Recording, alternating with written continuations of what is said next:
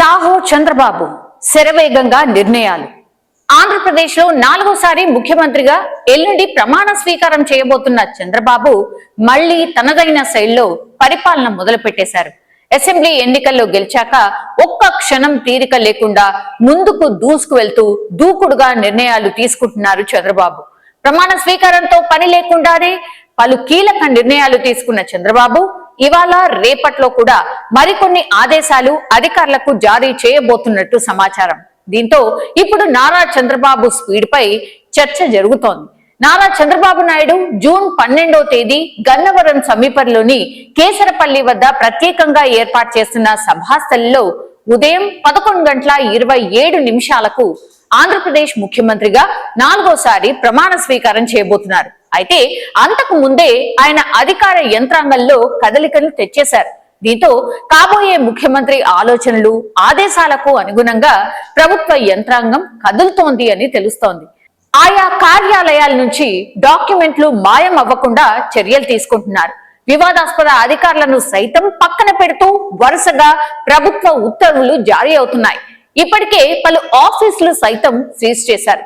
వైసీపీతో అంటకాగిన అధికారుల కదలికలపై ప్రత్యేక ఫోకస్ పెట్టారు.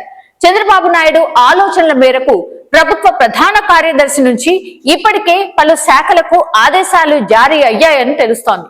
ఇంకోవైపు అమరావతి రాజధాని పరిసర ప్రాంతాల్లో పెద్ద ఎత్తున జంగిల్ క్లియరెన్స్ పనులు వేగంగా జరుగుతున్నాయి.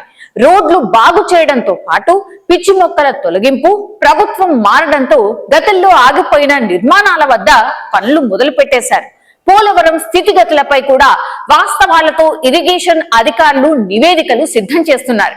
విజయవాడలో కొద్ది రోజుల క్రితం కలుషిత తాగునీటితో మరణాల నేపథ్యంలో తాగునీటి సరఫరాపై చర్యలు తీసుకోవాలని ఆదేశాలు ఇచ్చారు.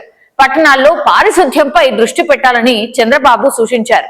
రాష్ట్రంలో అనేక చోట్ల కనీసం వీధి దీపాలు వెలుగని పరిస్థితిని తెలుసుకున్న చంద్రబాబు వెంటనే చక్కదిద్దాలని ఆదేశాలు ఇచ్చారు. వర్షాకాలంలో వచ్చే సీజనల్ వ్యాధులకు ఆస్కారం లేకుండా తగు చర్యలు తీసుకోవాలని అధికారులకు సూచించారు. ఏ మాత్రం సమయం వృధా చేయకుండా వ్యవస్థలను గాడిలో పెట్టే పనులకు శ్రీకారం చుట్టారు చంద్రబాబు. విఐపీల రాకపోకల పేరుతో ట్రాఫిక్ నిలిపివేయొద్దని, నా కాన్వాయ్ వెళ్తున్న సమయంలో కూడా ప్రజలు ఇబ్బంది పడేలా ట్రాఫిక్ ఆపొద్దని ట్రాఫిక్ పోలీస్ అధికారులకు స్పష్టమైన ఆదేశాలు ఇచ్చారు. మరోవైపు ఎన్నికల హామీలో చెప్పిన విధంగానే ప్రమాణ స్వీకారం రోజు పెట్టబోయే మొదటి సంతకం మెగా డిఎస్సి. ఆ మెగా డిఎస్సి కోసం ఏర్పాట్లు చేయాలని అధికారులకు ఆదేశాలు అందాయి. దీంతో అధికారులు టీచర్ల ఖాళీలను గుర్తించే పనిలో పడ్డారు. రేపు సాయంత్రంలోగా డిఎస్సి జాబితా సీఎంఓకు చేరబోతోంది. జూన్ 12 ప్రమాణ స్వీకారం తర్వాత చంద్రబాబు నాయుడు మెగా డిఎస్సి నిర్వహణకు వీలుగా అధికారులు సిద్ధం చేసిన ఫైల్ పై మొదటి సంతకం చేయబోతున్నారని సమాచారం. కొన్ని రోజుల వ్యవధిలోనే పాలనలో మార్పు చూపించాలనే అభిప్రాయంతోనే చంద్రబాబు ఆలోచనలు నిర్ణయాలు ఉంటున్నట్టు తెలుస్తోంది. మరిన్ని అప్డేట్స్ కోసం మా కాయ్ టీవీని సబ్స్క్రైబ్ చేసుకోండి. మా వీడియో కనుక మీకు నచ్చినట్లయితే లైక్ చేయండి, షేర్ చేయండి. మీ విలువైన అభిప్రాయాలను కామెంట్ బాక్స్లో తెలియజేయండి.